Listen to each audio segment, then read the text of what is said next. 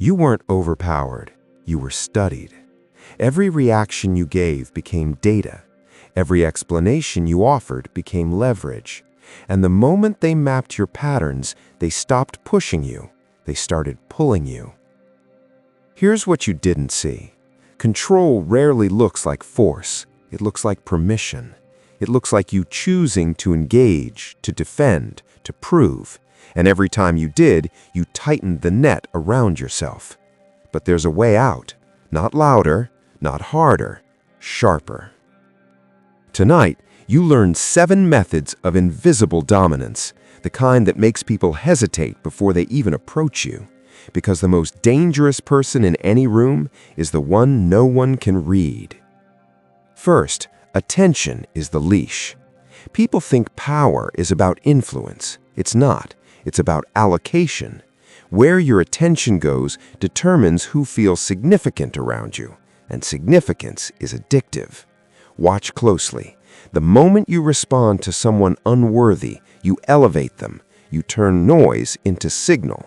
And once someone feels seen, they come back for more. But here's the twist. When you remove attention, you don't just ignore them, you destabilize them. They begin to question their position, their value, their impact. That's when control shifts. Quick question. Who in your life has access to your attention without earning it? Second, controlled silence fractures perception. Silence isn't absence, it's pressure. When someone expects a response and receives nothing, their mind fills the gap, not with logic, but with insecurity. Did they go too far? Did they lose you? Did you see through them? Silence forces people to confront themselves without your interference. And here's the part most miss. The longer the silence, the louder their thoughts become. You don't need a comeback, you need restraint. Third, strategic distance creates obsession.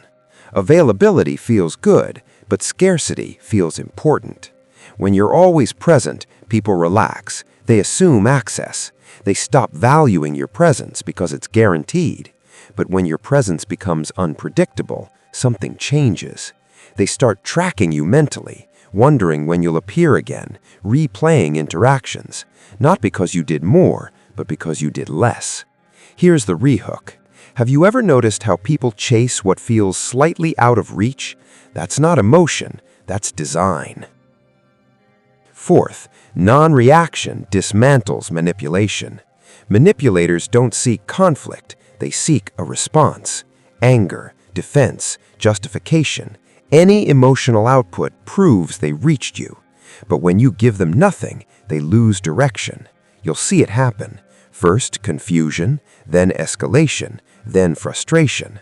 Because their usual tools stop working.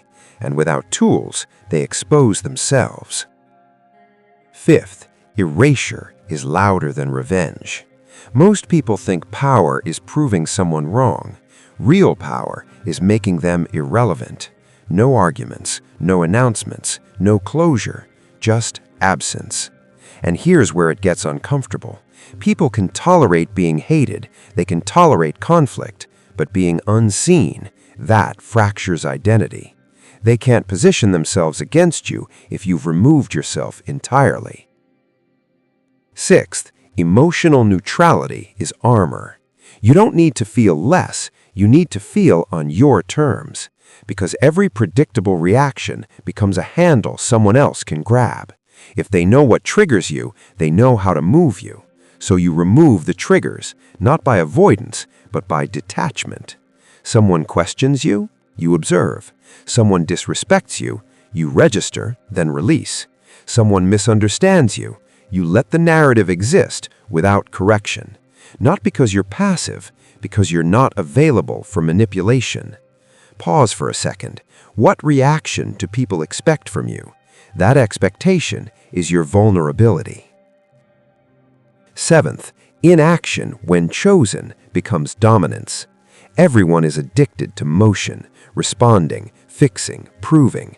But the highest level of control comes from selective stillness, knowing when not to act. because not every situation deserves your involvement, and not every challenge deserves your energy. Sometimes the strongest move is letting things unfold without interference. Rumors collapse, pretenders reveal themselves, noise burns out, and while others exhaust themselves trying to control outcomes, you stay untouched. That's the difference. You don't win by overpowering people. You win by becoming unreachable to their tactics.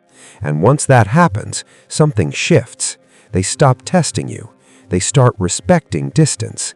They start choosing their words more carefully around you, because unpredictability creates caution, and caution creates power.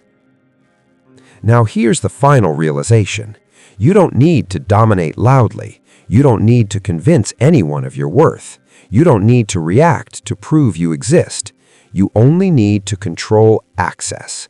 Access to your attention, access to your reactions, access to your presence. Because the moment access becomes selective, you become untouchable. And when that happens, people don't just notice you, they adjust to you. So the next time someone tries to pull you into their game, pause, say nothing, do nothing, and watch how quickly the power